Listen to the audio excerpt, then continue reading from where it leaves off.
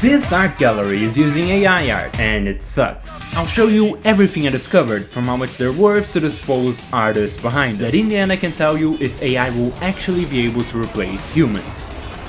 But to understand all of that, we must start by how I discovered them.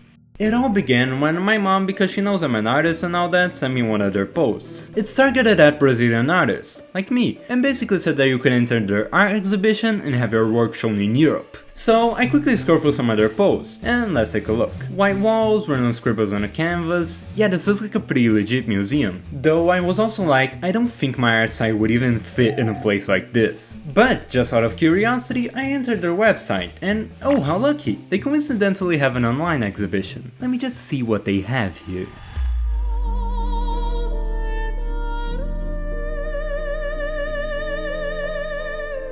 It's all AI.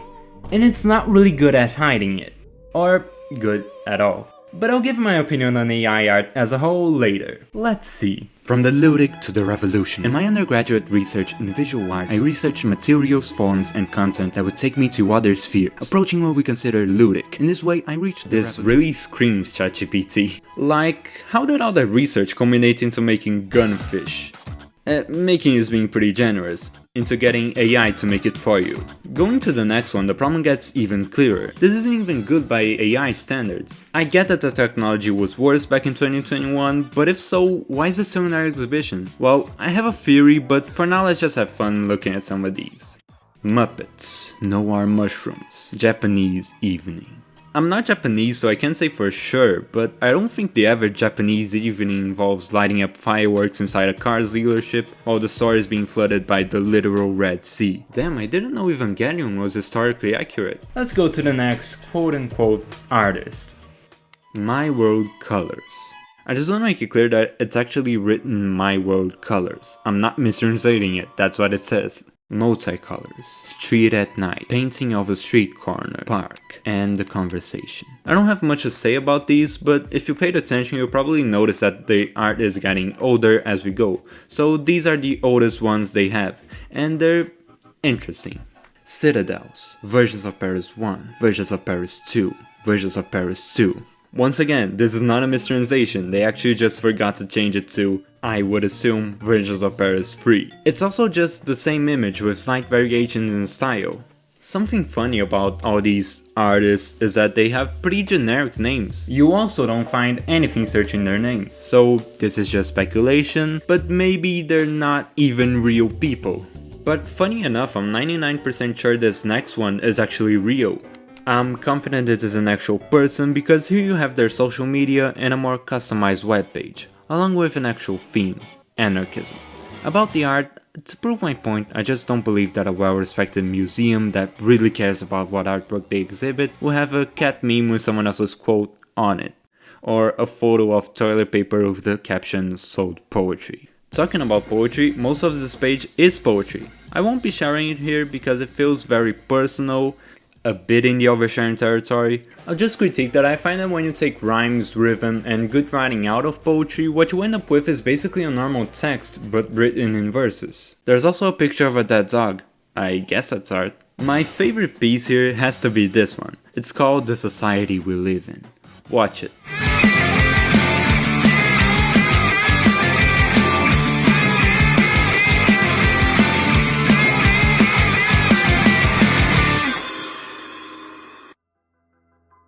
As someone that has edited an entire video on CapCut, you can just delete the outro. This video is also named WhatsApp Video 2022. You know, you can just rename videos, right? Look, my point is, if I was in charge of what to exhibit in a museum, I would be a little more rigorous. I don't want to make fun of them too much, but this art gallery claims they have a curation team, which is a team that selects what they should or shouldn't exhibit. Look, I'm just saying that must be one of the easiest jobs on earth because it feels like they don't reject anyone. Also, the AI has some really bad implications for them. Either 1, they can't distinguish between very poor quality AI art and actual drawings. 2, they can distinguish but they actually support AI art. Or 3, they're making AI art to put in their exhibitions. You think this is the end? This is just a beginning. I was very interested to learn more, so I clicked on one of their headlines. Wow, that was really interesting. I can't wait to see what else they have to say. Oh, it's all the same. So I figured out saying on their site wouldn't be very productive, so I went back to their Instagram. Skipping the vast amount of boring AI stuff, between the anime girl riding a horse and Black Rick and Morty, something caught my eye. Sold. Somehow they supposedly sold this. I had to look deeper. About the art, just look at it. I don't have anything else to say, just look at it. And then look at how much it costs. 400 reais, which is $65, but when you convert it based on a minimum wage of both countries, it becomes $330. I know some people spend money on weird art, but this is on another level. If you're the person who spent that money on this, I'll give you a tip. You can get that for free, or better yet, pay an actual artist. Boom, I just saved you 340 bucks. And all I ask in return is for you to like and subscribe. I think that's a fair deal. I'm gonna speed this up a bit. On this page you'll find a name, when you google that name you'll find an interview. On that interview there's a link to this channel. That channel is another art gallery using AI art to promote it. Yay! I forgot to tell you, but there's actually a lot of them. See, there's the first one I discovered, but they have an event that also has another account. That event is organized by these guys who were also the ones selling the art. But if you paid attention, you would have also noticed that these guys sometimes have another name in their physical gallery, that on their account have even more posts with other accounts. I'm tired. I won't track them all down because I think you'll get it. What do they all have in common? They all for some reason love Brazilians. Look, I get it, we're very charming, but they seem to hit them with the allure of having your artwork exhibited in Europe, when they aren't that trustworthy. Why am I even talking about this? Well, it's because I see that in a lot of these photos there are real drawings, real Brazilian artists with a lot of skill right next to this. I found in one of their sites that the fee for participating is 1300 reais.